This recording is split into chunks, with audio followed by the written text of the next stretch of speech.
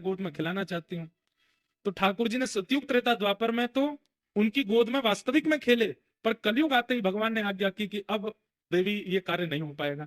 गंडकी रोने लगी तो आपकी वाणी सफल कैसे होगी नाथ?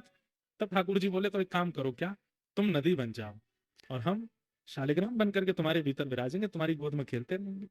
और वही गंडकी नदी बन गई, शालिग्राम जी उसमें विराजते हैं। ये पूरी कथा नारद जी ने चंद्रहास जी को सुनाई। चंद्रहास जी ने शालिग्राम जी की महिमा जान करके बड़े प्रसन्न हो गए और कहा, पर गुरुदेव मैं सेवा करूं कैसे?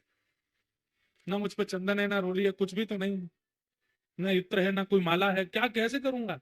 तब नारद जी ने कहा, बोले सबसे सरल सेवा है इनकी। बोले क्या? दिखा के खाओ, धो के पी लो। जो भी खाना है इनको दिखा के खाना है, और जो भी पीना है इनको उसमें धो करके ही पीना। उस समय चाय आदि तो कुछ होती नहीं थी, दूध था और पानी था। और जब दूध पियो तो इनको धो दो, जो बचे उसको पी लो, जब जल पियो तब भी इनको धो दो, पी लो, और जो भी पाओ इनको दिखा के खाओ। अब सुनिएगा कितने सरल हैं चंद्रहास जी।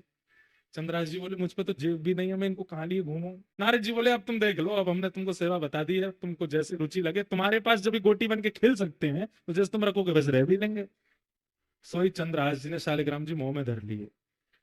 बोले गुरु जी ये बढ़िया है। बोले क्या? जो भी खाऊंगा इनको दिख करके ही पेट में जाएगा, जो भी पीऊंगा धुल करके ही पेट में जाएगा। आप लोग ऐसा मत करना, कहीं आप ऐसे करो। जैसे ही मुंह में शालिग्राम जी रखे, नारद जी के नेत्र सजल हो गए। वाह भैया शालिग्राम!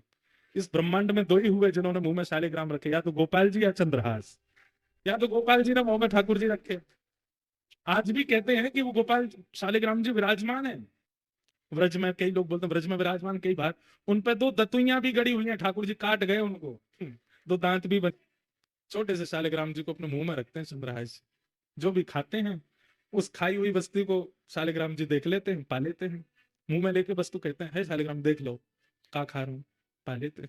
जब जल पीते हैं तो शालिग्राम जी का स्पर्श होके चले जाते हैं। ऐसे चंद्रहास भक्त।